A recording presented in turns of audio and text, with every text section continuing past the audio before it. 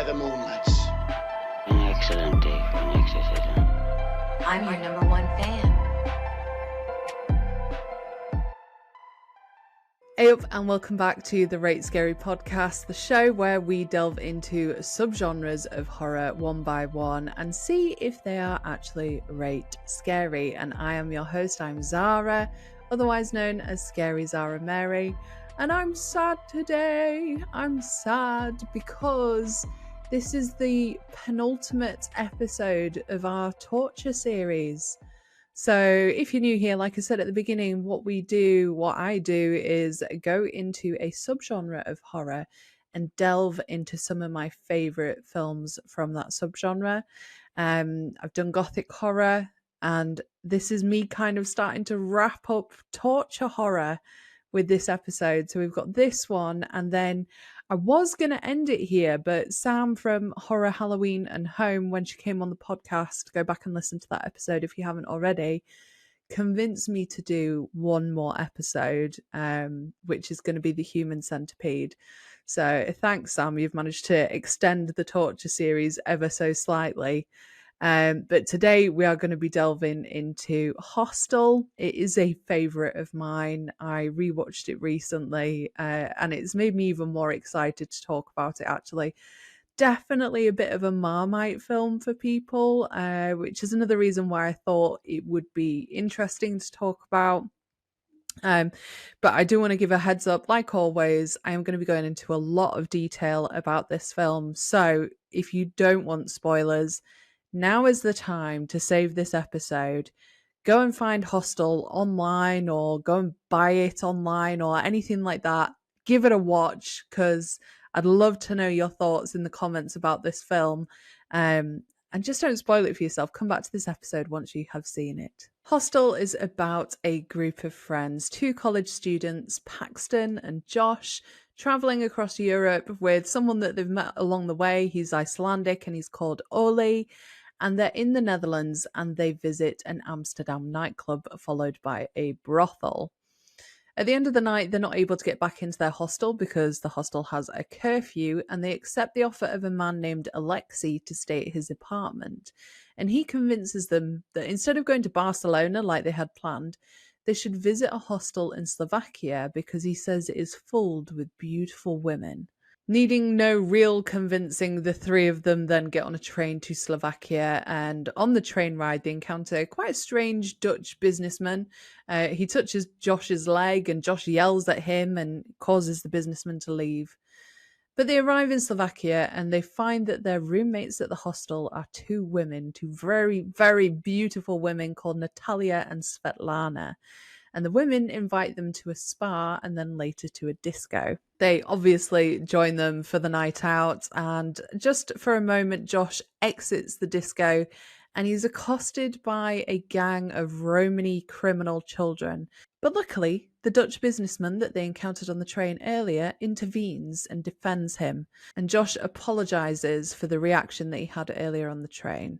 Everyone's having a great night, and Paxton and Josh end up having sex with Natalia and Svetlana, and Ollie leaves with the girl who mans the desk at the hostel, Vala. When Paxton and Josh wake up the next morning, they find that Ollie is missing, and they are approached by a Japanese woman called Kana, who shows them a photo of Ollie and her friend Yuki, who is also missing. But what we find out is that elsewhere, somewhere, Ollie has been decapitated and Yuki is being tortured.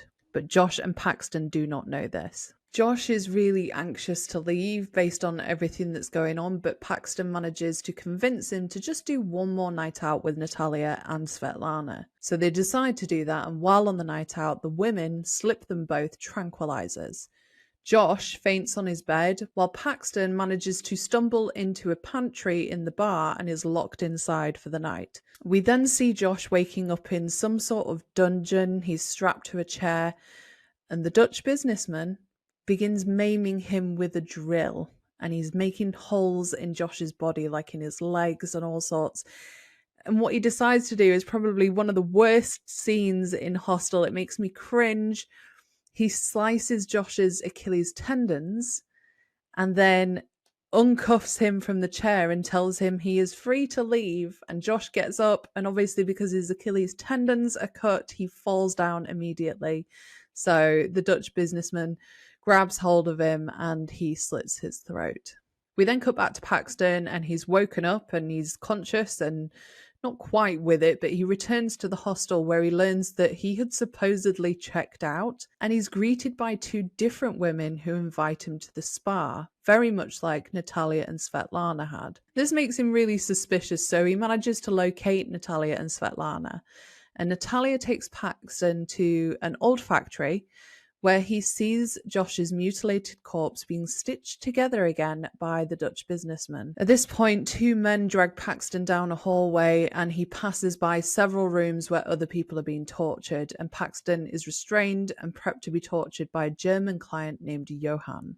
Now, Johann is quite clumsy, and he gets to work on trying to torture Paxton, but makes an absolute mess of it, and manages to cut off a couple of Paxton's fingers with a chainsaw, but accidentally severs Paxton's hand restraints in the process, and he falls over and then severs his leg with the chainsaw. So Paxton manages to break free, and he shoots Johann in the head with a gun. He then kills a guard, he changes into some business clothes, and he finds a business card for the establishment that he is in, which is called the Elite Hunting Club. And this is an organization that basically allows its very, very wealthy clientele to pay huge sums of money to kill and mutilate tourists. And different types of tourists go for different money, seemingly Americans going for the highest amount. Paxton manages to disguise himself as if he is a client at the Elite Hunting Club and manages to work his way through the different chambers and discovers Kana, and her face is being disfigured with a blowtorch by an American client. Paxton then kills this client, and he manages to rescue Kana, and they get away in a stolen car being pursued by guards. In the process, as Paxton is driving the car, he spots Natalia, Svetlana, and Alexei all talking to each other. These three people that have orchestrated getting him there, and he floors it and runs them over. He also encounters the big group of Romani youths, and he manages to get them to back off by giving them a big pack of candy that is in the car.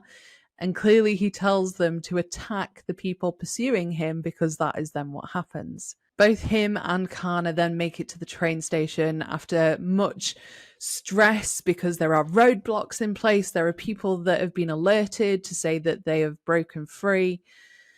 And at the train station, Kana sees her face, the fact that her eyeball has gone, the fact that her face has pretty much melted off, and what she decides to do is step out in front of a moving train. This obviously attracts a lot of attention at the station, and it allows Paxton to slip onto another train unnoticed by those that are trying to find him. And on there, he hears a very familiar voice, that of the Dutch businessman. And when the train stops in Vienna, Austria, Paxton hops off the train and he follows the Dutch businessman into a public bathroom, and he tortures him before slicing his throat. He then gets back on the train and sits very calmly, and that is where the film ends. Now, I do want to mention before we get into some of the details of the film that there is actually an alternate ending to this film, because we have a director's cut, the director Eli Roth. And at the point where Paxton decides to follow the Dutch businessman, he is being accompanied by his young daughter. So the businessman has a young daughter, and they both go into the public restroom. And the businessman finds the young girl's teddy bear in the women's restroom. So the Dutch businessman is frantically searching the crowd for his daughter. She's gone missing. He doesn't know where she is. And then he sees Paxton getting on board the moving train with the Dutch businessman's daughter, who he has kidnapped. So I'm going to be honest, like, just to talk about the ending, first of all, we're doing this in a bit of a backwards way. I hate that director's cut alternate ending. I think it's an awful idea. Like, I love the ending that we get in Hostel, but I'm so grateful that that's the ending that we get, and that we didn't go with this alternate ending of Paxton essentially kidnapping a young girl, because then that turns Paxton into something that he isn't. And I know that we see Paxton turn into what he most fears, which is these people who kill others. That's essentially what Paxton does to the Dutch businessman. But I think to make him kidnap someone is something completely different. It's way out of his character. I just can't imagine him doing it, even after everything that he has been through. I think the ending that we got is definitely the right one. So with that out of the way, let's talk about the cast, because I think we have a really, really great cast, and we have some fantastic cameos that I'm going to mention. But I do want to talk about, first of all, Paxton. So we've got Jay Hernandez as Paxton. I think he's fantastic in that lead role. He always reminds me of Joey from Friends. He's very, very attractive. He's very serious in this role.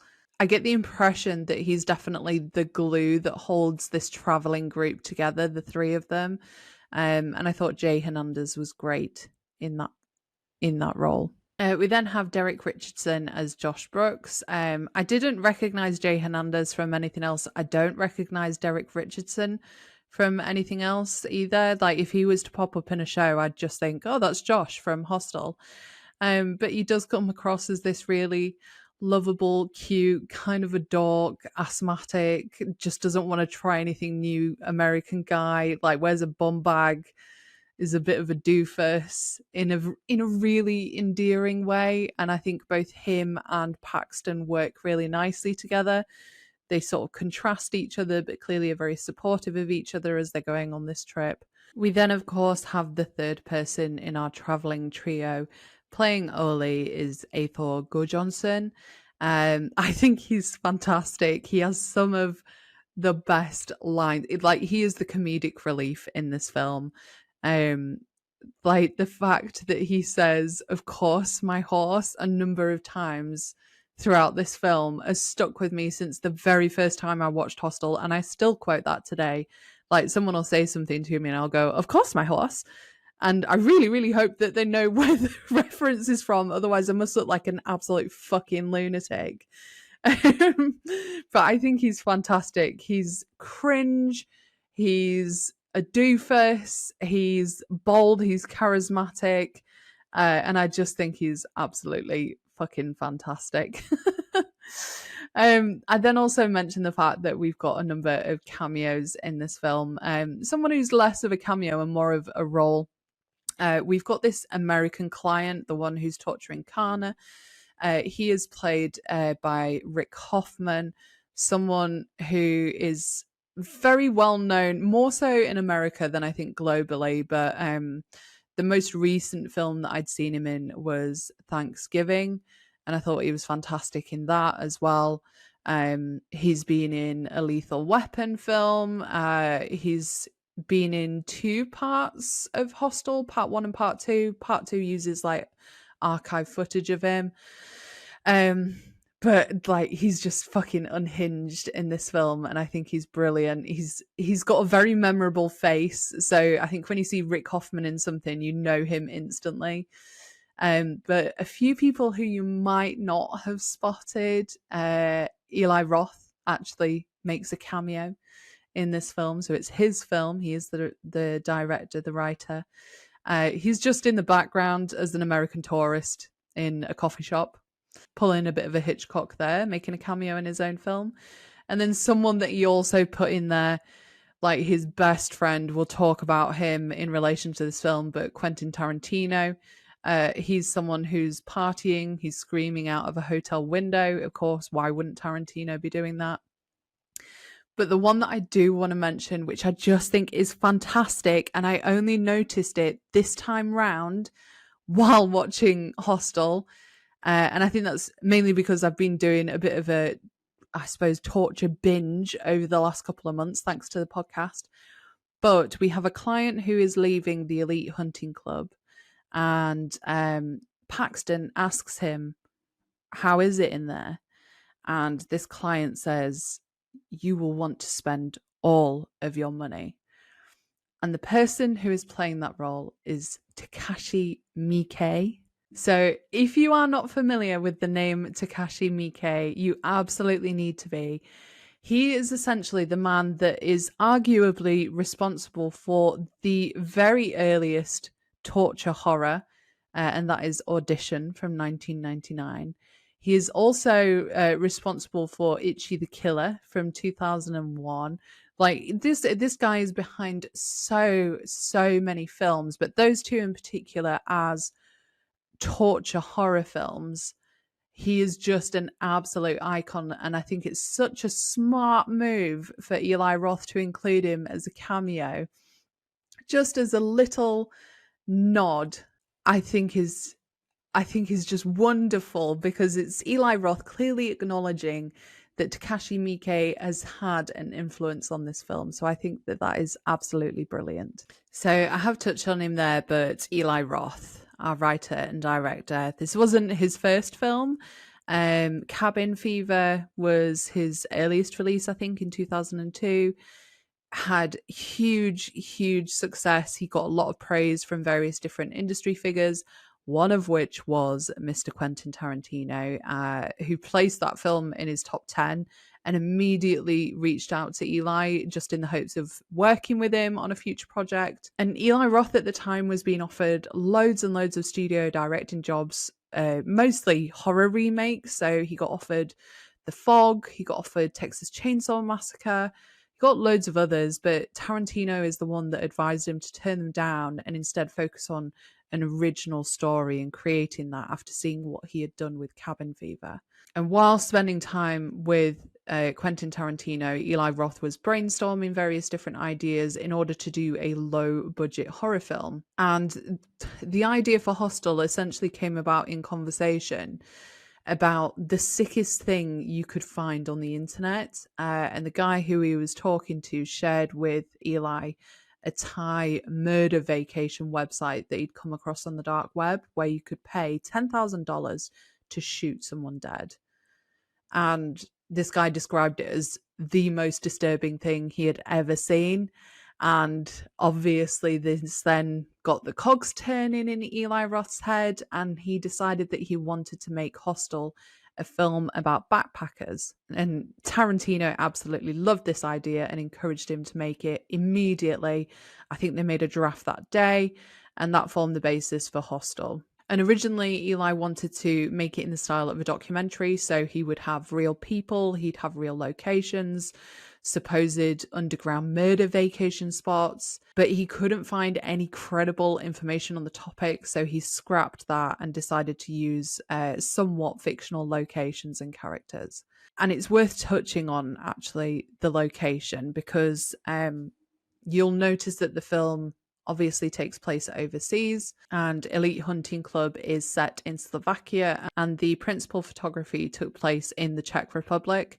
The torture chamber scenes were in Prague, so in a different place. It's somewhere that had been abandoned for about nearly 100 years, I think, at the point of filming. But as a result of the film, there were huge, very heavy complaints that came from both Slovakia and the Czech Republic, because Slovak and Czech officials were utterly outraged and disgusted by the way in which the film had portrayed their countries as, first of all, underdeveloped, being poor, uncultured, high criminal activity, prostitution, and had real concerns that it was going to damage the reputation of Czech Republic and Slovakia, because they didn't want it to feel like dangerous places that people wouldn't want to travel to anymore.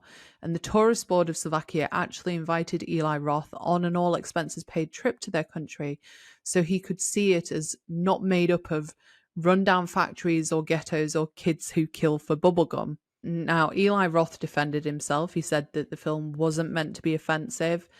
And he said, "Americans do not even know that this country exists. My film is not a geographical work, but aims to show Americans' ignorance of the world around them." He also argued that despite the Texas Chainsaw Massacre, people still travel to Texas. Now, I love Eli Roth's films. I am an Eli Roth fan. However, that doesn't stop me from pointing out when the man is problematic, seemingly becoming more problematic as he gets older, especially in very recent years with everything that's going on in the world, specifically in Israel and Palestine. But with regards to this situation, I think he's totally fucking wrong. Like the fact that he said Americans don't know this country exists, and therefore I'm not worried about the fact that you feel like your tourism is going to be affected by my film is bollocks. Like, I'd love to see if tourism to Slovakia and the Czech Republic was actually affected by Hostel coming out, because he's just completely disregarding how damaging this portrayal could be. And I think saying that Americans don't know that these places exist is not a legitimate argument, because they are going to know that this place exists after the film is going to come out, and they're probably never going to want to travel there because of the way that you've portrayed it. And similarly, I don't think people still traveling to Texas after the Texas Chainsaw Massacre is a relevant argument either, because Texas is not portrayed in the way in which Czech Republic and Slovakia is portrayed in Hostel. And also, people lived in Texas probably while watching the Texas Chainsaw Massacre, so they'll have known that it isn't an accurate portrayal. Like, it's quite easily done to travel across America and visit Texas and see, oh, okay, it's not like that. Whereas Czech Republic and Slovakia are faraway lands for people in America, so they wouldn't get on a plane and hop over there. So, I mean, that's my little rant about that over anyway. As much as I love the guy, I think he was totally in the wrong for that. But it does raise some interesting themes, I think, the film. I've kind of touched on it there, but it's sort of this Western naivety, this privilege, the fact that these American protagonists represent this cultural arrogance and naivety. They travel with pure entitlement. They're not aware of the language. They're not aware of customs or dangers that surround them. And they're just pretty much clueless, and they deal with anything outside of their own culture as other. And I think actually the film is a pretty good critique of American tourism. I'm not sure if that is the angle that Eli Roth was going for. I think he was probably going for something else. But on reflection, I think Western cultures descending into Eastern cultures and around the globe is a great lens to look at this through. And I include the British with that as well, because we can be absolute fuckwits when we go on holiday and go traveling. So that's one angle I took from it. I think another angle, which is probably the route that Eli Roth was going down, is this theme of consumerism and commodification of human life. Like, the film is literally saying that human life is a commodity. People are literally bought, sold, they're tortured for entertainment or pleasure. We've got the elite hunting club, the torture facility, that represents the ultimate consumers turning violence into essentially a luxury experience. And the fact that the human body is then essentially just in a global marketplace, it's totally up for grabs.